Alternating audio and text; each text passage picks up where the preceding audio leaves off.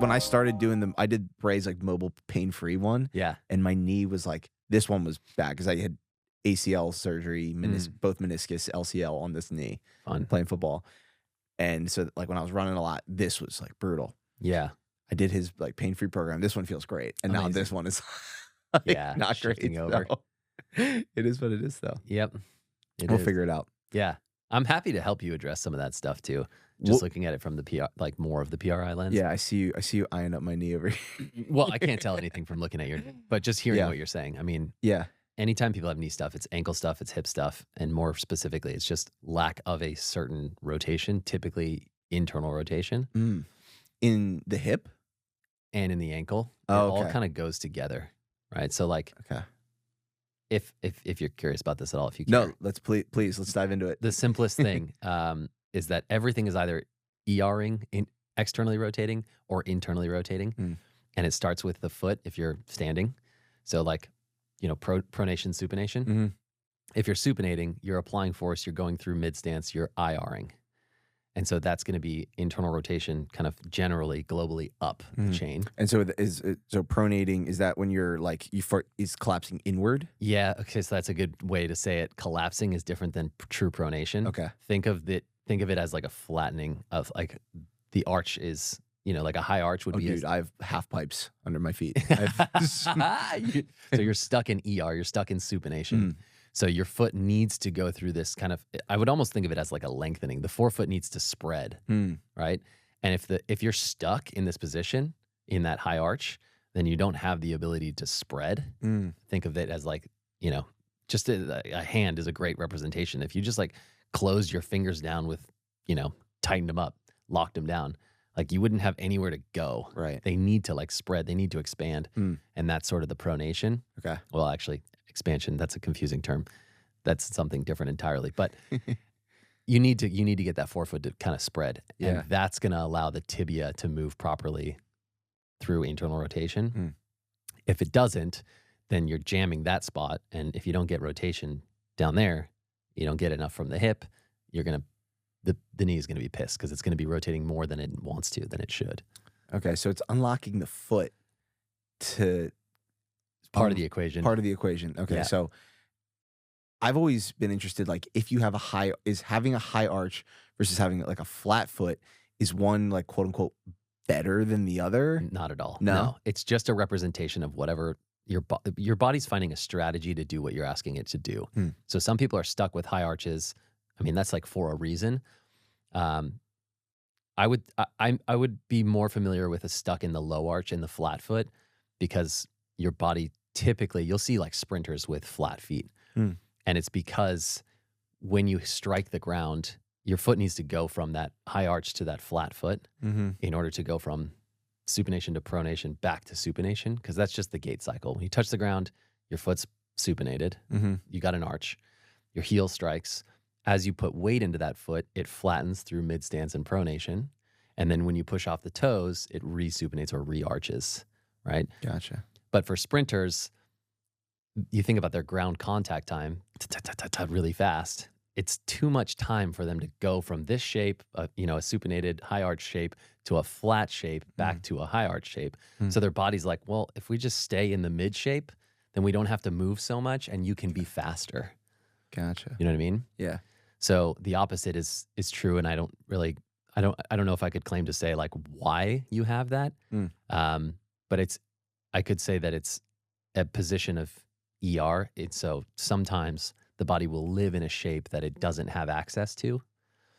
So if you don't have good external rotation at the hip, then your foot's gonna be like, well, we can turn out and like fake it. And that's our strategy for you not having it up the chain. Sure. Does that make sense? Yeah, so there's a relationship between like the unlocking like the foot, but also like the hip, and then how that 100%. The whole chain functioning. Absolutely, yes. And that's where it's a chicken or the egg. But typically it's proximal to distal, meaning like your rib cage and your pelvis are the housing for your diaphragm, your breathing. You breathe 22,000 times a day. So if you got anything off in there, right? You like just think about form in the gym and take any exercise. Let's do a squat. And you have like weird squat form, right? do 22,000 squats. Like the weirdness in your form is going to be different, right? You're going to feel sore in different areas. You're going to maybe mess some stuff up because you did 22,000 reps of it. So if you have anything off kilter in the way that you breathe, that's going to have an effect on how you're moving, right? Because you're breathing 22,000 times in a day, whether you want to or not, on average. I'm getting into the weeds with this, but Dude, this is great. Okay, cool. So this is again, it's hard for me to say like, well, this is why this started and this started. It's that there's way too much behind it. But essentially, everybody goes through some compensation where their body's like, all right, this path is not working as well as it should, so we'll use a different part of the body to kind of make up for it. But you do that enough times, you lose the ability to do other things because now you're not balancing the system. Right. Now you're overusing one part or putting a joint into a position like so far forward that it has nowhere else to go. So that joint's like, I'm out, go somewhere else. Right. So then that joint's stuck in like a too far forward position, so to speak. And then another joint's like, okay, well, I have a little bit more space. I'll go forward as well. And then that one gets stuck. And then another one gets stuck. And eventually you're like, I got nowhere else to go. So now my knee is pissed off. My hip is pissed off. My shoulder's pissed off, whatever else. Yeah. I feel like what it makes me think of is just like, I come from like a football background. So there was a lot of guys on my team who, and I was one, like when I first came into college, it's like, you don't really have the mobility training. You don't have like, you're just strong. Totally. You know, because in high school, you're not working with like, our football coaches are writing our strength programs. They don't have a real like, background or knowledge in that. It's like we're following like the bigger, stronger, faster from like 1985. Yes. And it's like how much weight can you push? Like, testosterone's through the roof. Like you're just ego lifting, you're quarter squatting, 365, and everybody's and nobody really cares. It's just all about like how much weight can you pull and the deadlift 100%. and the bench press. So it's just like a lot of ego lifting. So it's a lot of you can move a lot of weight, but it's like you're not moving it in full range of motion and you're not moving it well. So it's kind of like you can continue to go and do that, but like, are you ever going to like actually get stronger like functionally, right? So I'm curious to dive into that. Is like, what is the first step towards like kind of curing these imbalances and getting everything to work in unison and coming back into alignment, and what that will do for your performance and just a quality of life standpoint too? Because I feel like so many people just go through life in pain. Yeah, dude, that's a great question. And I say it's a great question because I'm actually trying to figure out the real answer to that question through myself and through my clients and the work that I'm doing. I'll give you the kind of current understanding, which is when you're trying to get stronger, you do have to push weight and you do have to, like, that's not the problem. The problem is when you go so far to one degree, you don't have the ability to come back to the opposite end of the spectrum. Right? So you shouldn't just, anybody who starts to feel pain, I'm just lowering weight and higher in reps, Yeah, totally, exactly. Been there, guilty. That might help though, because you think about like your just degrees of intensity, right? So you have degrees of intensity when it comes to breathing. Like you and I could sit here and really chill our breath, and we could be using primarily our primary breathing system, which would be like what people call belly breathing, which is also silly because your diaphragm's in your rib cage and right, that your lungs are in your rib cage. It's interesting. You're not breathing into your belly, but your diaphragm is descending, right? When you inhale, it's going down. So you're pulling breath down. You have a secondary breathing system, which is musculature around the rib cage in the middle of the body. And then you have your tertiary, which is up in the neck, right? And so you'll see like endurance athletes who are constantly pushing high stress in the breathing, who have forward heads and kind of pulled down rib cages. And it's because they're finding a clear airway, right? So like, when you do CPR, you tilt the head back. That just conjured up a whole bunch of thoughts for us. But that is kind of like that's the last ditch effort of breathing. Like I have to get air in. So I went primary, secondary, tertiary, all systems are firing, right? It's the highest intensity of breathing. That we could expand on that forever and talk about like even just how people are stuck in tertiary breathing systems when they're just chilling because of their mental stress. Stress is stress is stress is stress. Physical stress, mental stress, emotional stress, work, right? The body is just like, the nervous system is like stress. It's not necessarily differentiating or deciphering between what kind of stress. It just is stress. So if we're working those muscles all the time, they're little muscles, neck muscles, little muscles versus like everything in our core, in our trunk. And you're putting a huge demand on these guys. It's just like putting your littlest, smallest, weakest players on the football field and being like, please take care of this. And they're like, we're getting hurt. We're pissed off. This is way too much for us to handle. It's kind of the same thing with these little muscle systems. The same is true when it comes to just intensity of like your training and your loading. The harder you push, the harder you grind, you're going all the way up into like that max intensity, max effort. You're using things that are, you're using like all the players you possibly can to make something happen. I'm going to bring this back to the original question or the statement about high rep, lower weight. When you have the higher rep, lower weight, a lot of that can be controlled with a little bit less intensity, which might actually behoove you, right? If you just go for like, if I just didn't warm you up and put a bar on you and just like a heavy bar, right? 300 pounds, whatever, squat it. You're just going to, like everything's going to grip and compress and be super tight. Yeah. If we warm up, you can be kind of methodical. And even if you're not necessarily intentionally like super focused on it, your body doesn't have to rip the whole team. You can just use your core players and really kind of focus on getting everyone balanced, everyone being like the muscular system. Yeah. And this isn't really like scientific at all. I'm just kind of going general 10,000 foot view.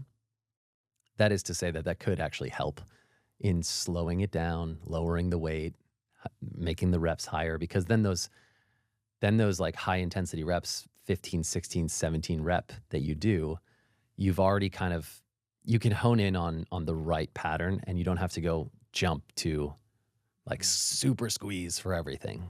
You know what I mean? Yeah. Yeah, that makes sense. So that brings up an interesting question for me is warming up. Yeah. I see people who sit there and static stretching for 10 minutes before they go and lift, kind of just like passively like scrolling on their phones, whatever. Yeah. You see people just out on the turf, foam rolling out, and they might do some leg swings or some push-ups to get the blood flow moving or whatnot. But is there, from your perspective, a proper way that we should be warming up and priming our bodies before doing any sort of physical activity, lifting, running, a mixture of both? Yeah. I don't want to lose this train of thought, but I do want to address something you said earlier. Yeah, which please. is just about like, how do we make sure that people are training pain-free and safe and like not getting to that quote unquote fucked up position? Yes. Right. Absolutely. The real answer to that is making sure that you have enough excursion through a joint, which is just like the motion, the true, genuine motion, relative motion of a joint. And, I see with my clients, we're always starting with a joint by joint analysis. And we're going through and seeing what is their true relative motion. It's different than flexibility. It's different than mobility. Like I use the example, if I grab your leg, you're laying down and I stretch you into a hamstring stretch. As far as I can push your toe up towards your face, that's your flexibility, right? I let go, whatever you can hold on your own, that's your mobility. But that has nothing to do with testing your actual relative motion. And the relative motion would be like your femur actually moving inside of the acetabulum. So your thigh bone actually moving inside the hip socket.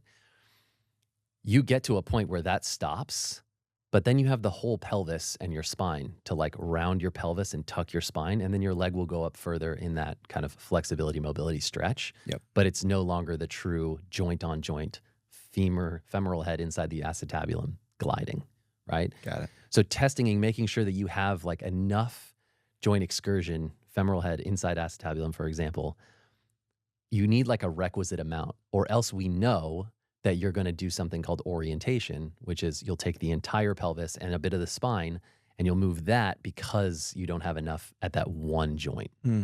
Make sense? Yeah. So the number one thing that we look at, that I look at, and that I would argue is important is how much relative motion do you have? If you don't have very much, that's the lowest hanging fruit. We got to get you more of that relative motion, and that will not happen with stretching. unfortunately. And it will not happen with intensity and loading and all that kind of stuff. Yeah. That's where the weird positional breathing drills come into play, because you're actually chilling out, like super relaxed, and you're getting yourself into a position where you can actually like basically gravity and the floor or wherever you are will manipulate where the joint wants to sit. But if you turn any tension on, it won't go there, right? You can't fight tension with tension. You have to get the tense spots to basically unlock and relax. Okay, so that's kind of laying the foundation for like, that's what's most important. And then you asked about what's the proper warm-up. The great thing about foam rolling and stretching and that kind of randomized stuff you see people doing in the beginning is it's blood flow and it's getting heat, right? So they are like priming some tissues and getting things going. Most people are just doing whatever they think they're supposed to do, and they're kind of wasting time, right? You see me every day doing rolling arm bars, like, which is like a weight and like rolling over, and I talk about it all the time. It's because my structure, I don't have very good relative motion in my pelvis for internal rotation. It's not important to like fully understand what I'm saying, but there's one joint action, there's one relative motion that I really don't have. It doesn't, my body doesn't want to have it because of the shape of my bone structure. And so in order to have enough of it to where I feel like I'm going to be able to do everything I want to do, that arm bar actually acts as like physical. It's almost like manual therapy. I'm rolling over my pelvis and squeezing it in via the ground. And so it's actually creating this subtle shape change of my bones, which sounds nuts, but that's helping me to reset the femoral head and to get more of that relative motion.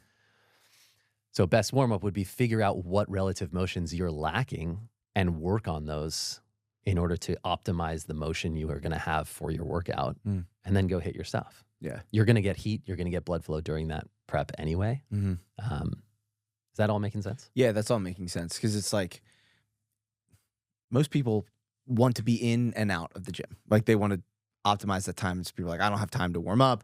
I don't have time to cool down. And it's more so just like a lack of, I think, like structure and direction of, and also like, obviously, if you're doing a lower body session that day, like you want to like prime things in your lower body. Like you're not going to do a bunch of like shoulder mobility like routines for if you're to do like squats or lunges, right? So do you have, I know you mentioned like the rolling arm bars, but for like, say the everyday individual who's going in to do like, say like a full body session, like, you know, you don't, obviously you can't assess everybody that's like listening to the show or whatnot, but is there a general way to prime your body to put your pelvis into like a proper position to like open up the hips, like just get the body into proper alignment and positioning before going to lift weights or do any physical activity that is kind of like tried and true that anybody can do? Yeah, that's a great question. So the large majority of the population has a center of mass issue, meaning everything is falling forward. So forget muscles for a second. I'm going to bring muscles in. So this might be slightly confusing, but your muscles don't work because your brain is like, fire that muscle. The muscle use is predicated on joint position.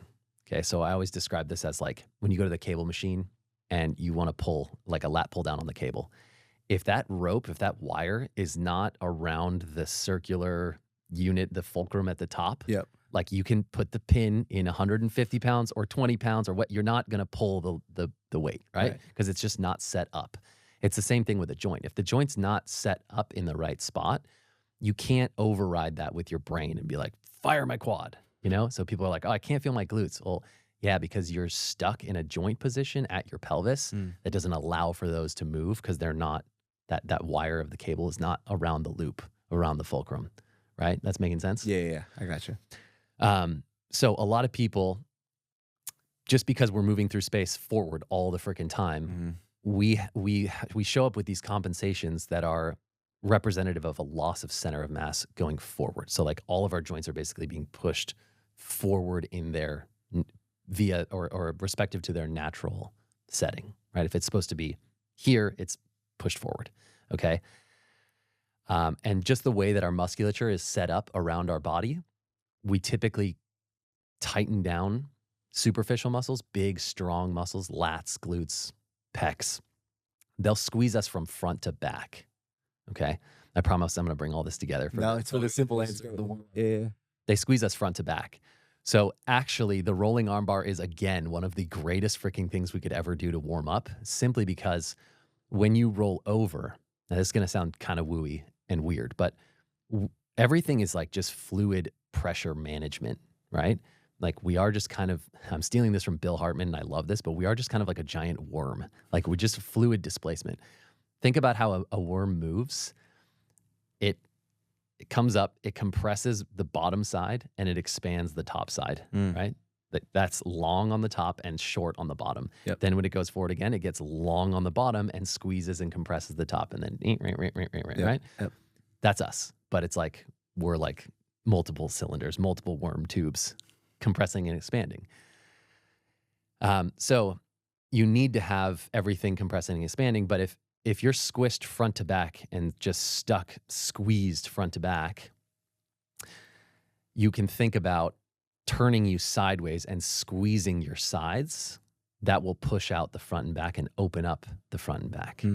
I like to use a toilet paper roll or a toothpaste jar, not jar, but tube, to demonstrate this. If I were to squeeze the toothpaste tube flat on the counter, right? So like it says Crest on the top, and I squeeze that down, then all the toothpaste inside the tube is squeezing out to the sides of the jar. Yep. Of the tube. If I turn that on its side and then push down again against the counter, now the Crest logo is squeezing out, and so is the back, right? With all the information. So same thing with the body. When we roll over onto our side, and now we've got gravity pulling down on us, and we're squeezing against the floor, and we have a bell or an object above us, like that's the squeeze side to side, which is then opening the front and back of our rib cage and our pelvis. It's opening up from the inside out. Sure. Right? So you have to have that ability to open the front and the back of your body in order to regain or reassume your center of mass, not be falling forward, not be compressed and pushed forward. And there's so much more into this. It's actually quite the challenge to try to describe this to you in a simple way. But that would be a great way to, at the very least, ensure that you're getting some expansion front to back in both the rib cage and the pelvis, which is what everyone needs to some degree. I almost hesitate saying that, but like in my experience, everyone needs that to some degree. So rolling arm bars, amazing warm up. And a lot of people have, compression in the upper back or lower back. And so another way to get that front to back expansion and to regain center of mass is to hold weight in front of you so that your body moves back. And that's one of those wonderful things with like a heels elevated goblet squat. I've been doing them. Yeah, they really help. There is nuance to how you do them. Yeah. And I think a lot of people go a little bit too far into them, but I wouldn't say it's a problem. There's, the people are just trying to like find as much depth as they can. But what ends up happening is they go past whatever relative motion they have access to. And then they kind of just re-ingrain more orientation, but they're still going to get some benefits from doing it. And like I said, with the feet at the beginning of all this, having your heels elevated is mimicking early stance of gait, which is that initial heel touching the floor. And I was saying everybody's kind of stuck in more of a late stance of gait or mid stance. Yeah. Okay. So like flat feet or high arches.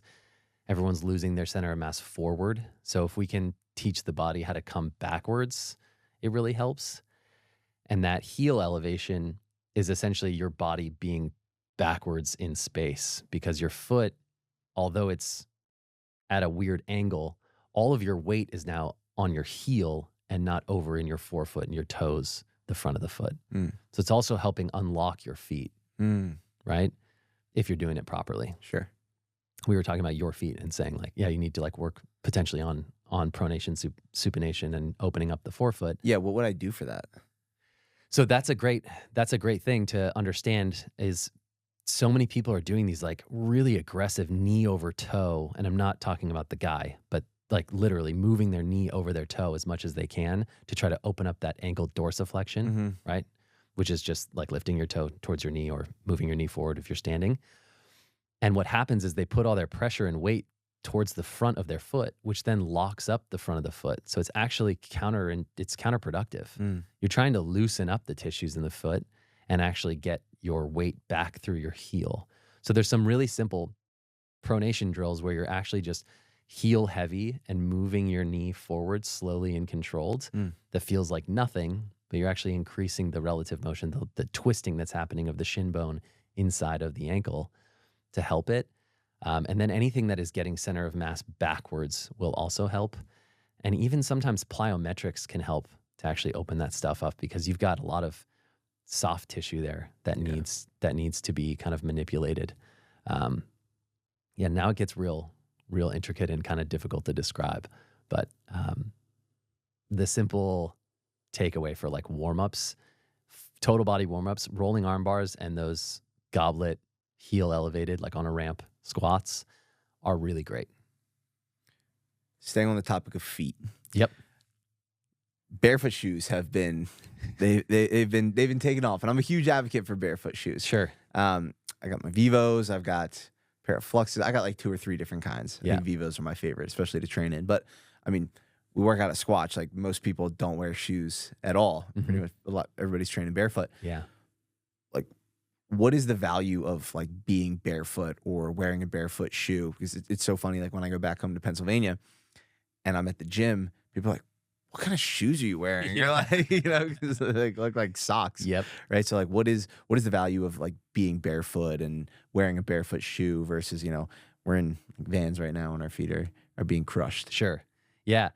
So this is actually a really interesting one that I think I'm actually wrestling with this right now, because I've been wearing Vivos for like almost a decade. Like I came onto that real early. I was friends with a personal trainer who's like super deep into this stuff.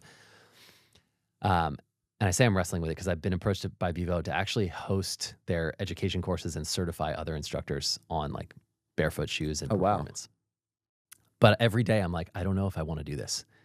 And sorry, Vivo, I love you. But the issue that I'm having is that if we're just looking at simplified blanket statements, it's like put your feet in barefoot shoes because we're meant to be barefoot and your foot's going to be so much stronger and you're going to feel so much better and everything's going to improve. But the reality is, well, man, I'm hesitating because I don't want to skip over some really important things. I'll just finish this off with your foot is, yes, it's meant to be barefoot. We're not meant to stuff it in shoes, and everybody makes this claim. If you follow Squat University, oh, he's great. That guy drives me fucking nuts. Never mind. He sucks. He doesn't suck. He's got his talents. He's got his skills. Yeah. And I think he does a really excellent job of simplifying things and marketing and content and blah, blah, blah, blah. Yeah.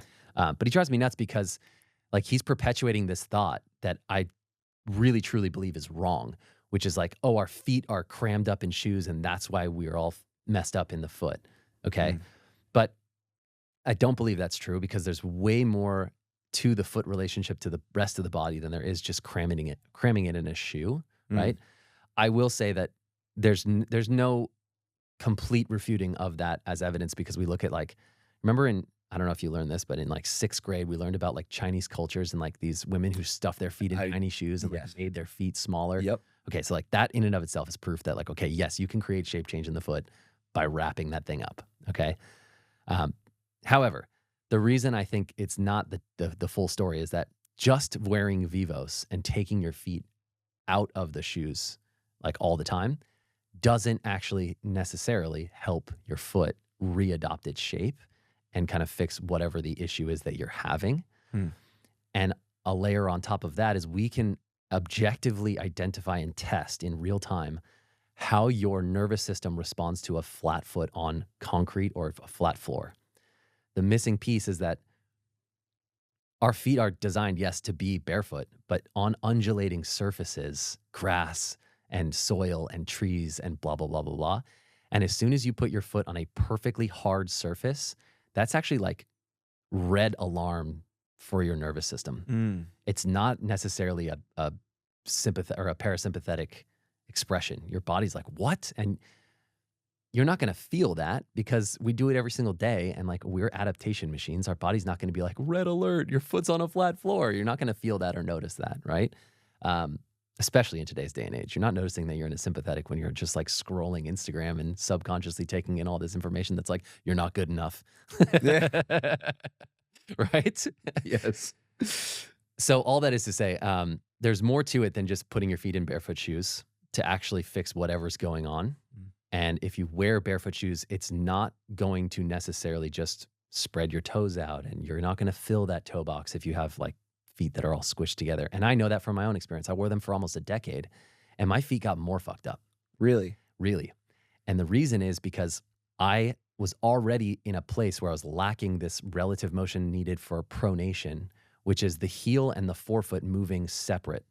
One kind of twists in, the other twists out, or the forefoot flattens as the heel counter rotates or moves. And I was doing what you were saying earlier, what is pronation but is not, is the collapse where everything's actually just dumping in. Sure. And wearing the barefoot shoes, it was worsening because I had no guidance for my heel to stay where it needed to stay. I actually started finding a lot of improvement when I started wearing Brooks Adrenaline. That's why I'm become a big proponent of these. And I run in these all the time, and they're the ugliest shoes ever. And I've told Brooks they need to make them less ugly, but they're amazing because they've got a stiff heel that actually keeps, like, the back of the shoe is actually really hard, and it keeps your heel in place. And then because of the kind of insert that's in there, your foot goes through a natural pronation as you land on it, as you move through it, and it helps guide. And a lot of people think like, oh, well, now you're just like, you're doing something for your body that it can't handle. You should train that and make it better on your own. But you need the appropriate dose of difficulty, right? If my foot can't pronate, it's not fair to just be like, well, I just gotta like make my feet stronger and be barefoot all the time. That would be like me saying, you can't lift a 400-pound bar for a deadlift, so let me just roll it over to you and like pick it up. It's not going to work, right? Yeah. You have to play with 150 pounds, 250-pound bar, Sure. and like adapt and get more competent and get better. And then eventually you're ripping 450 and it's all good. It's the same thing with any joint mechanic. You need to like meet the appropriate dose of what you're struggling with. So tying this back, they're not necessarily bad, but you need to kind of understand what it is specifically that is your ailment or issue. Why do you want to get into barefoot shoes? And then kind of address that appropriately. Remind me of your initial question, because I've gone so deep into this. No. I love it. The initial question was like, what is the deal with barefoot shoes? Like, are they beneficial? Should everybody be in them? Totally. Or is it good for some people? Is there like a progressive overload into like being able to wear them like all day, every day, training them? So.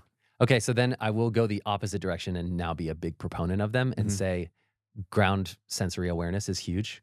And being in a barefoot shoe, you're already going to feel a ton more than you did previously.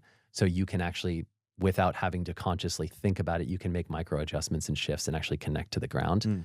Like, you know, the old classic thing is like, don't squat and lift in like running shoes. It's because they're squishy and they're unstable, and you're moving around and shaking around in ways that you wouldn't necessarily be able to manage and control. And so then being on a flat, you know, I can almost feel the ground underneath me shoe, you're way more in tune with what your foot's doing when you're going through these loading patterns. So that is a huge benefit. I lift in Vivos all the time, and I actually love lifting in Vivos, and I do plyo work in Vivos. I would do it barefoot, but like we're out in Squatch and I step on rocks all the time. Yeah. It's gonna feel good. But I don't wear them like all the time walking around. I don't wear the like daily shoes, because if I do, I can objectively prove to you that my markers get worse. And this is actually what I touched on this for a second earlier, which is the objective proof is we'll go through those relative motion joint action tests. I've seen people test, like, let's say shoulder internal rotation. Okay. It's the shoulder. It's nothing to do with the foot, except it does. And it's like 10 degrees. So it's not great. We'll do a breathing drill, a weird like PRI breathing drill, and it'll go to like 30 degrees. And we're like, amazing. Then I'll have them stand up and walk and come back. And it went back to 10 degrees. And it's because their foot wasn't moving the way it needed to send that spiral effect that we talked about in the beginning up the chain. Interesting. And so they lock back up where they were locked before. Then we put them in a shoe like Brooks Adrenaline that helps their foot move well. They walk, they come back, still 30 degrees. And you're like, okay, well, there's proof right there that That's not necessarily, I went back to being negative on barefoot shoes. Sorry. I feel like I'm venting about this right now. There's proof right there that, what you stick your feet into matters, and it's not always just barefoot. Right.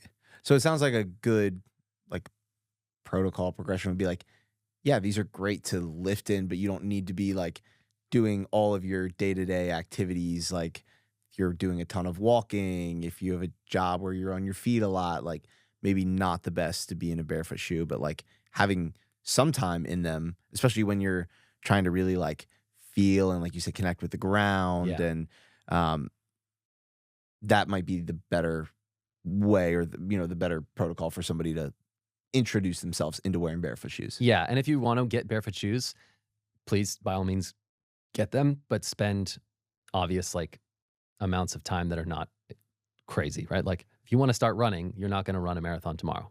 You run like a couple miles and then you build on it. Do you want to hear something hilarious? Was like sorry to interrupt you there, but when I first got in, started wearing barefoot shoes was like right around this time, 2020, and I started running in them, like on the pavement. Like I would run like 4 miles a day in like the barefoot shoes, and I think I made it like a week and a half, and got like a terrible stress fracture in my foot. Yeah.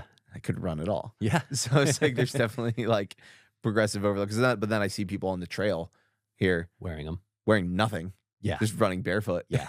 I'm like, what the heck is going on here? Totally. And then that is the key understanding and differentiator between progressive overload, right? Yeah. You can really do anything. Your body's an adaptation machine. You just can't always make these giant leaps, right? Like if I told you had to run a marathon absolutely barefoot next year, I have no doubt that you could do it no matter how out of whack your biomechanics are.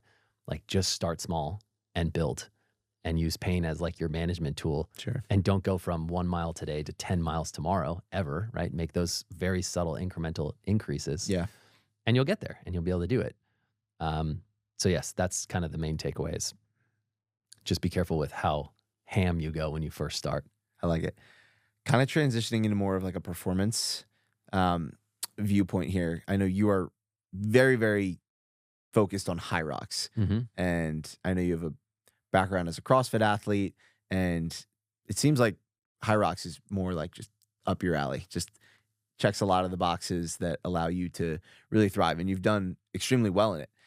How have you been able to manage like the functional, mobility aspect of things while also staying strong, while also having the endurance component? It's like one of those, much like CrossFit, where you have to be very good and very skilled at multiple different things. Maybe not as skilled as like CrossFit in some, like you don't have to be great at Olympic lifting to like, do high rocks, right? Mm-hmm. But what is your approach to training to make sure that you're staying pain-free while also doing these high intensity things like, burpee broad jumps and like sled pushes and farmer's carries and all these things, when if you don't have the proper alignment and movement patterns, like probably going to end up injured? Yeah, absolutely. That's exactly what I do, is I just focus on the biomechanics and making sure that I come back to, or at least I improve, or at least come back to like a requisite amount of that relative motion. And I do that via the way I train. When I say the way I train, I mean like literally the exercise selection, the load placement, right? So for example, if I'm going to do squats, that center of mass thing I was talking about before, if I put a barbell on my back, I'm squeezing everything in my back. If you were to stand up and like squeeze your shoulder blades, you're going to notice that your rib cage and chest move forward. So you're going further forward with your center of mass. If I take a heavy load and put it out in front of me, kettlebell front squats, now my center of mass is moving back. It's actually improving my joint position, and I can still load a heavy squat pattern, right? So all of my training is designed specifically for my unique issues, if you will. My unique issues are where I have turns. So a rib cage orienting to the right, a pelvis orienting to the right. I want to turn things back towards the left. And so I will very specifically hold load on one side versus the other for both sides of a movement. So I'll give you an example. I want to increase the internal rotation of my left leg. And I'm going to do that by basically turning my sacrum or the base of my spine to the left. Okay. The way I'm going to do that is if I hold a weight in my right hand, my spine naturally turns away from the load. If I hold it in my left hand, my spine's going to turn towards the right. If I hold it in my right hand, it's going to turn towards the left. So if I'm doing a left leg in front split squat, I want the load in my right hand so that it turns towards the left and I'm increasing that internal rotation. If I'm doing a right foot in front split squat, I still want to hold the load in my right hand because I want the sacrum to continue turning towards the left and away from the right because it's already stuck towards the right side. Okay. Does that make sense? Yeah. So if you have that imbalance where yes, not like, yes, just it's always in the right hand. Exactly. Yes. Okay. So that's a specific thing for me. Okay. But the concept behind this is knowing where my objective specifics are and then training to kind of neutralize them, if you will, like bring me back to what I call joint centration. While still training as hard as I can and as hard as I want to. I'm just doing it from a very methodical, smart way, right? I'm not just back squatting because people say back squatting is good for strength, right? I'm like intentionally picking how I exercise for these things. And I start every session with like, again, those rolling arm bars, things that are going to get me back to that centration. And I finish every session with some side-lying decompressive breathing. We talked about the toothpaste and the squeeze. Same thing. I know that I locked things up because I went high intensity with the breathing. I went high intensity with the squeezing and the, musculature gripping down and compressing. So I want to give myself the opposite input to balance that out.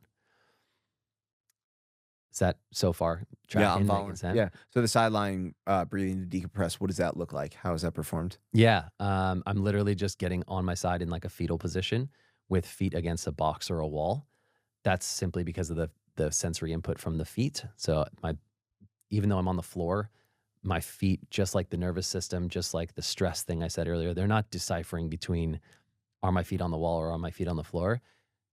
My feet are going sensory input from something underneath them. Got it. Which is really helpful because then when I stand up, my feet again go sensory input from underneath them. So I'm kind of like training them to be associated with the ground, if you will, even though I'm on a wall or a box.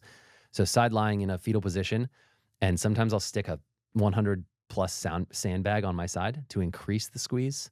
Sometimes I'll just lay there with like a foam roller between my knees and I'll just breathe and I'll just focus on actually expanding my rib cage into the floor. Like I can feel when I breathe in that my rib cage is being pushed down against the ground. And I'm just envisioning that front to back opening. I'll just sit there and chill for like 20, 30 breath cycles.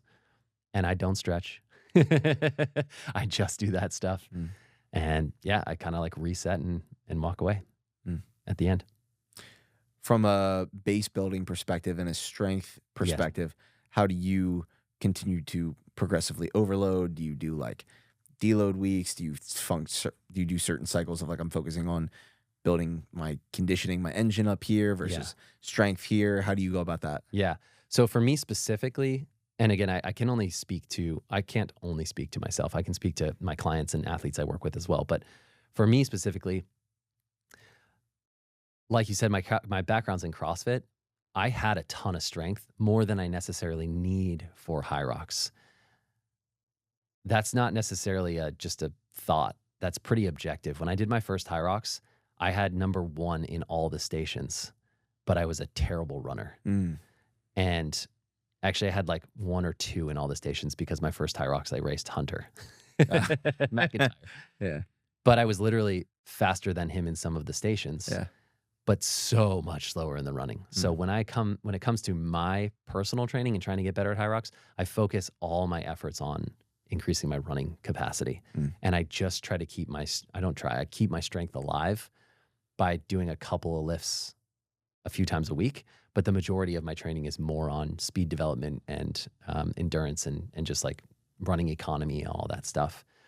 So my training will look like, you asked about progressive overload. I'm not trying to progressively overload my lifting. I'm trying to just keep it alive. I am trying to progressively overload my running.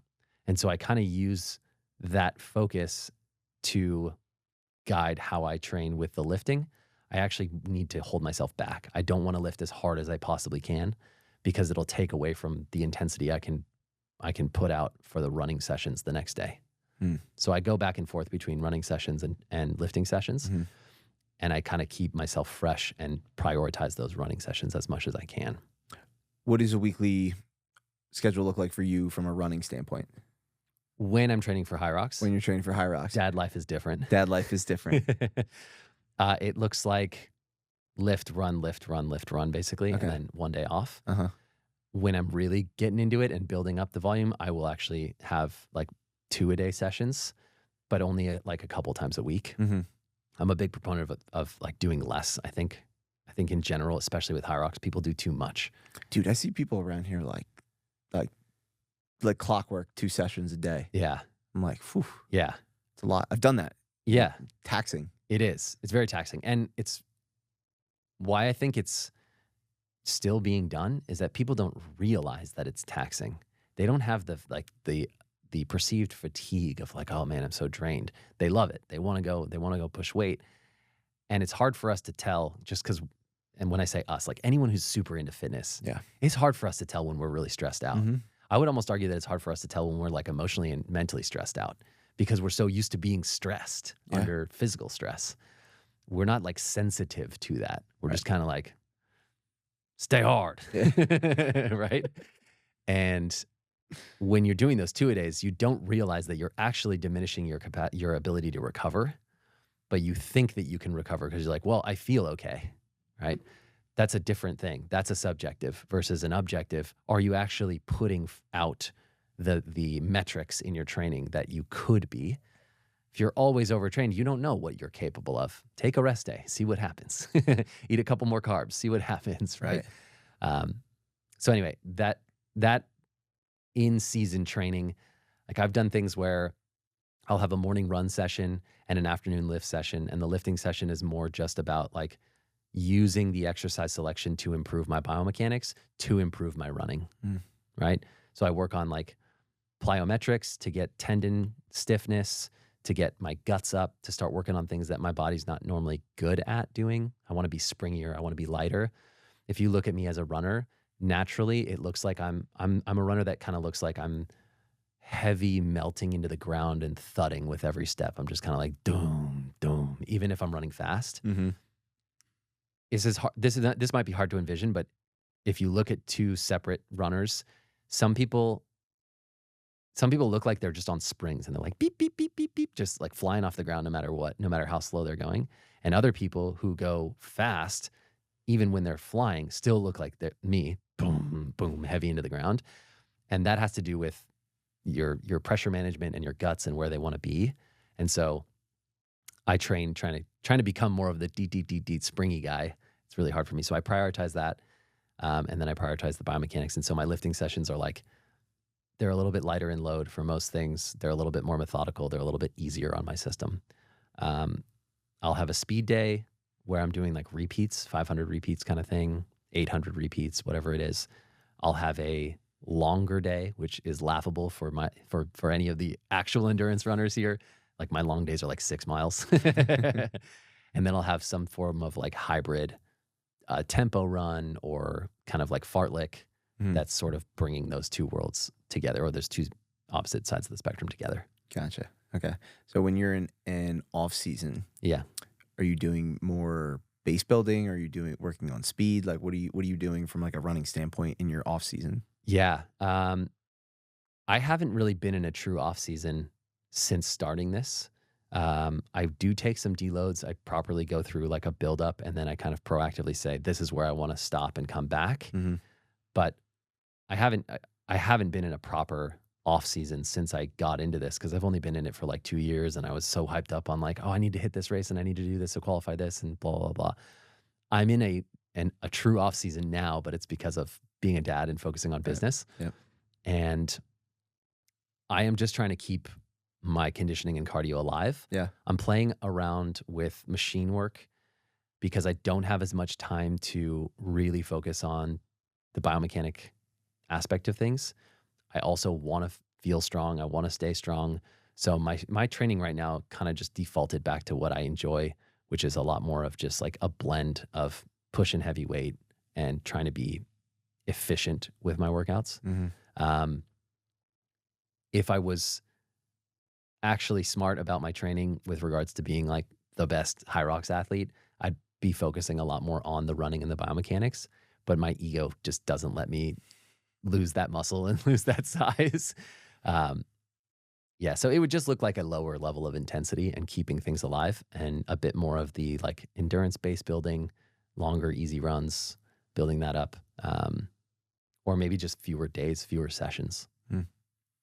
Well, we've covered a lot today, from how to run, how to lift, and like still prioritize, putting yourself in proper alignment, like focusing on like joint health and just overall longevity so that you can go harder. I love that. It's like, scale back so that you can go harder, right? Absolutely. Do less so that you can go harder.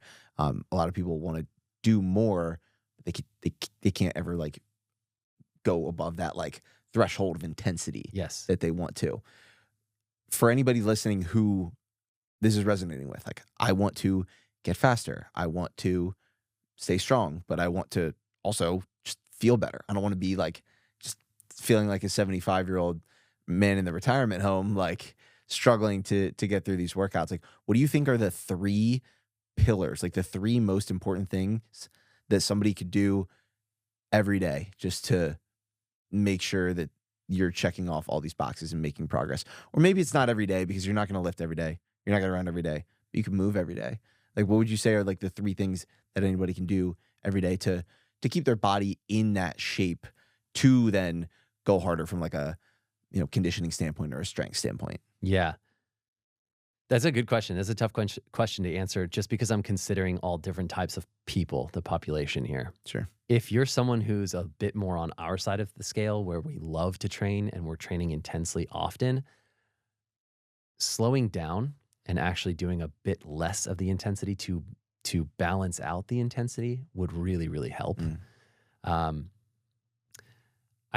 do in a lot of cases.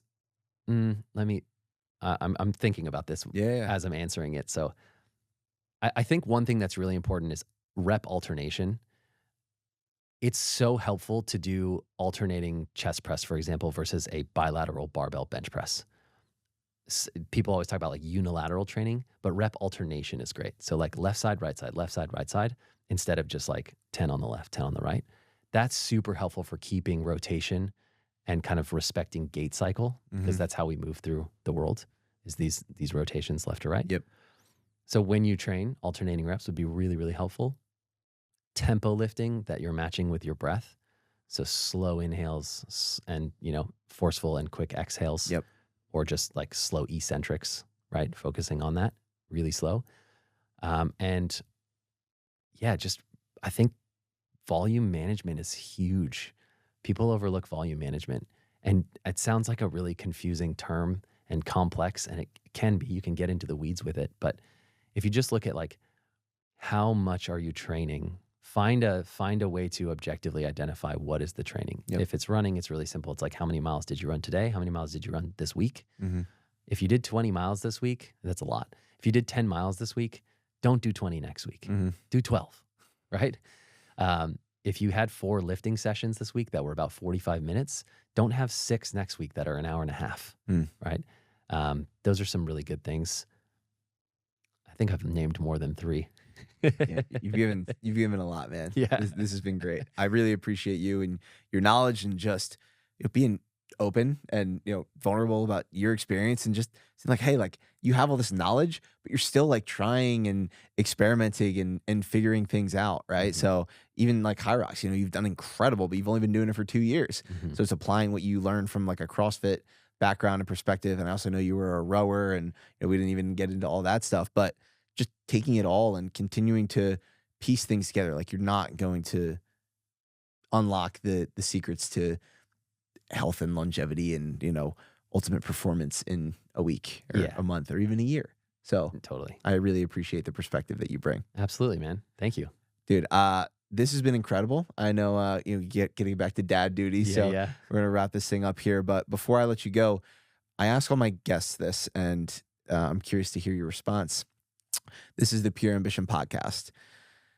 I came to this I came to this term, this pure ambition phrase and saying and ethos when I was shoveling snow back in Pennsylvania. And pure ambition is, to me, we all have our own definitions of it, but it's relentlessly pursuing the calling that God has put on my heart, and then everybody else, whatever calling that He's put on your heart, to pursue that with just relentless ambition, drive, intensity, and just not giving up, pushing through it. When you hear those words, pure ambition, what do they mean to you, and how does it apply to your daily life? That's nice, man. I like that. The pure is the thing that stands out to me with regards to changing that whole sentiment. Like ambition conjures up these thoughts of like grind, hustle, go, Yes. go. But the pure is like, what's the real root behind all that drive and go? What's the real reason that you're doing the things that you do? And there's layers to that, I believe. Again, just like you said, kind of like the lifelong learning and understanding, and you've come so far. I still think I'm unlocking layers to what my pure ambition is. But I do think at the root of it all is some version of just care and connection. And this sounds super woo and like fairy, but it really, I think it really is like how pure ambition to me is like, what is the source of all the things that you're doing? Yep. And I do believe that it's some version of sharing, caring, loving for everyone else and for yourself. I think everybody's trying to experience life.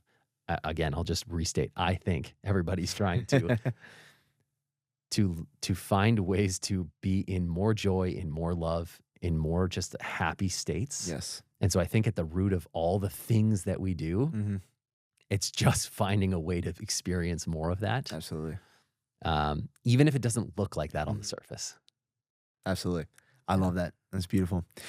If people want to check out more of your content, if they're interested in training with you, want to check out some of your programs, what's the best way for them to check that out? Yeah, I think following me on Instagram is the easiest way because I'm on there the most. Gunther Klaus, that's it. GUNTHERKLAUS on Instagram. Santa Claus. Yeah, dude, that's it. Exactly. With a K. Love it. Gunther, appreciate you, man. You too, man. Thank you so much. Thank you guys so much for tuning into today's episode. I wanted to give you all a heads up too that I launched a free community on the Upspace app where you can join, ask me questions, connect with like-minded individuals, follow my 4-week running and strength training program that has some dedicated mobility sessions in there as well, so that we can all optimize our health and fitness together. So if you're interested, head over to the App Store, download the Upspace app, and join the Pure Ambition community today. Love you guys, and I'll see you in the next one. Peace.